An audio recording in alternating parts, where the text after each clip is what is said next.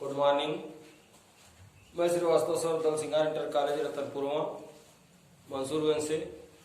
जैसा कि आप लोगों को अगले वीडियो में मैं ग्लोब और देशांतर रेखाओं के बारे में बताया था, अब हम लोग पढ़ेंगे अक्षांश रेखा।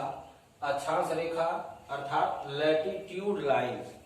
लैटिट्यूड लाइन किसको कहते हैं, इसके बारे में हम विस्तृत जानकारी प्राप्त करेंगे। ग्लोब पर जो पूरब से पश्चिम की ओर खींची गई रेखा होती है, पूरब अर्थात ये आप देख लीजिए, ऊपर की दिशा उत्तर और नीचे दक्षिण, इधर पूरब और इधर पश्चिम, अर्थात पूरब से पश्चिम की ओर खींची गई रेखा अक्षांश रेखा कहलाती है। इसका दूसरा परिभाषा यह है कि पृथ्वी पर काल्पनिक रूप से क्षैतिज रेखा, पृथ्वी पर जो काल्पनिक रूप से क्षैतिज रेखाएं बनी हुई हैं उसको हम अक्षांश रेखा कहते हैं। क्षैतिज मतलब होता है लेटा हुआ, अर्थात लेटा हुआ। देशांतर रेखा में खड़ी लंबवत रेखा होती है और अक्षांश रेखा में क्षैतिज रेखा अर्थात लेटी हुई रेखा मानी गई है। इनकी संख्या कुल 181 होती है। इन अक्षांश रेखाओं की संख्या 181 होती है। 0 डिग्री रेखा को हम भूमध्य रेखा या विषुवत रेखा कहते हैं। 0 डिग्री रेखा से ऊपर हम जो उत्तरी गोलार्ध मानते हैं और नीचे दक्षिणी गोलार्ध कहा जाता है। ऊपर के हिस्से को हम उत्तरी गोलार्ध और नीचे के हिस्से को दक्षिणी गोलार्ध माना जाता है।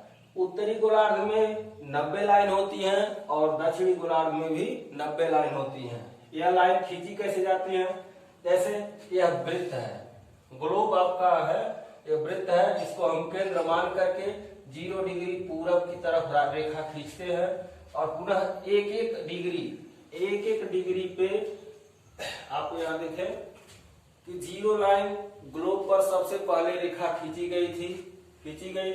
इसके ऊपर और नीचे एक एक डिग्री पर लाइन खींची गई। इससे ऊपर और नीचे कुल 90 लाइन और 0 लाइन, यह मिलाकर के कुल 181 रेखाएं हो गई। जैसे अब यह 0 लाइन हो गई, इसके ऊपर 90 रेखाएं और नीचे 90 रेखाएं, तो 90 180 और यह एक रेखा मिलकर के 181 रेखाएं हो गई। ठीक है। 23.5 अंश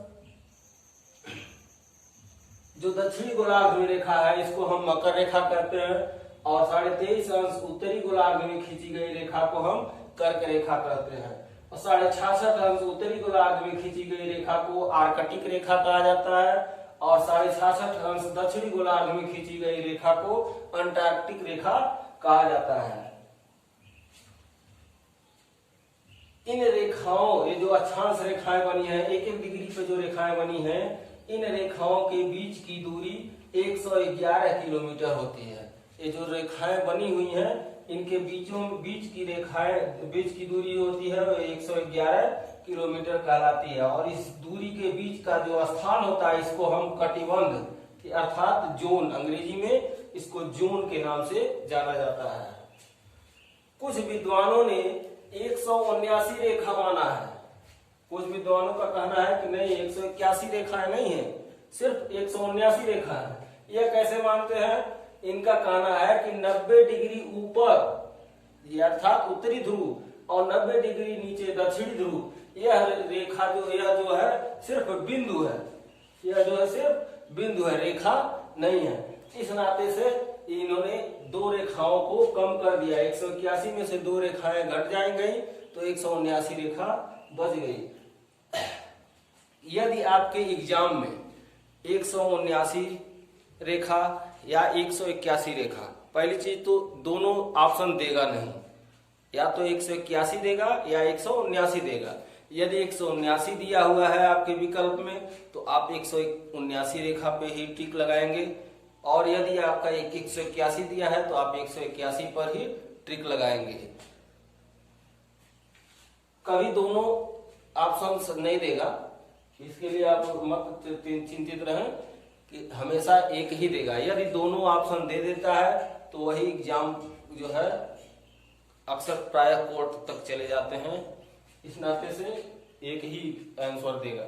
तो यदि 179 देता है तो आपका राइट आंसर 179 होना चाहिए। यदि 181 दिया है तो आपका राइट आंसर 181 होना चाहिए। एक प्रश्न पर पूछा जाता है सबसे लंबी अक्षांश रेखा कौन सी है? तो सबसे लंबी अक्षांश रेखा भूमध्य रेखा अर्थात 0 डिग्री रेखा या विषुवत रेखा कहलाती है। दो अक्षांशों के बीच की दूरी क्या होती है? बराबर होती है। जैसे 0 से 1 के बीच की दूरी बराबर होती है, 1 से 2 इन दोनों के बीच की दूरी 100 बराबर, अर्थात 111 किलोमीटर की दूरी पर ही ये सभी रेखाएं खींची गई हैं।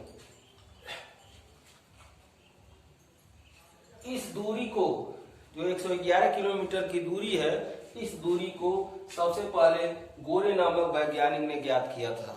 इसको ज्ञात किसने किया था? गोरे नामक वैज्ञानिक ने ज्ञात किया था।